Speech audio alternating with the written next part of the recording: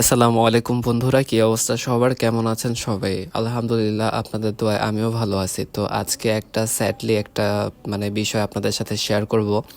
এতদিন ধরে আমি ছোটোখাটো একটা ব্যবসা করতেছিলাম, যেহেতু আমাদের পুঁজি কম বা আমরা ইনভেস্ট কম করতে পারি, যার জন্য ছোটোখাটো একটা ব্যবসা করতেছিলাম। তো আজকে সরকার থেকে নির্দেশ আসছে যে এইখানে দোকানদারি করা যাবে না।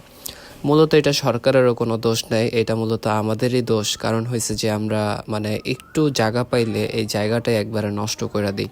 তো ফুটপাতের কারণে মানুষের চলাফেরায়, গাড়ি চলাফেরায় অনেকের অনেক ধরনের সমস্যা হয়ে থাকে। মূলত এই ব্যবসাটায় ইনভেস্ট কম করতে হইলেও মানুষের খাটাখাটনিটা অনেক বেশি পড়া যায়, যেমন কষ্টটা অনেক বেশি পড়া যায়। আজকে যেই কষ্টটা করতেছি, এটা আপনার মার্কেটে থাকলে এই কষ্টটা হইতো না। তো যাই হোক, সবগুলোই কপালের দোষ। আসলে আমাদের ইনভেস্ট কম করতে হয়, আর আমরা ছোটোখাটো ব্যবসা করতেছিলাম।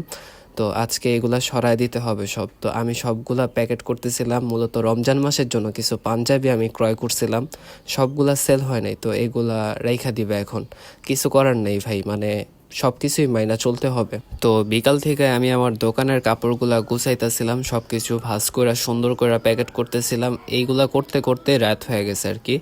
এইগুলা দেখতে অনেক অল্প সময় দেখা গেল, কাজগুলা করলে অনেকটাই বেশি সময় লাগা যায় আর কি। আপনারা যারা আমাদের মতো ছোটখাটো ব্যবসা করতে চান, মূলত ইনভেস্ট কম দিয়ে ব্যবসা করতে চান, তারা এগুলো অবশ্যই মাথায় রাখবেন যে কষ্ট করতে হয়, ঠিক আছে ভাই?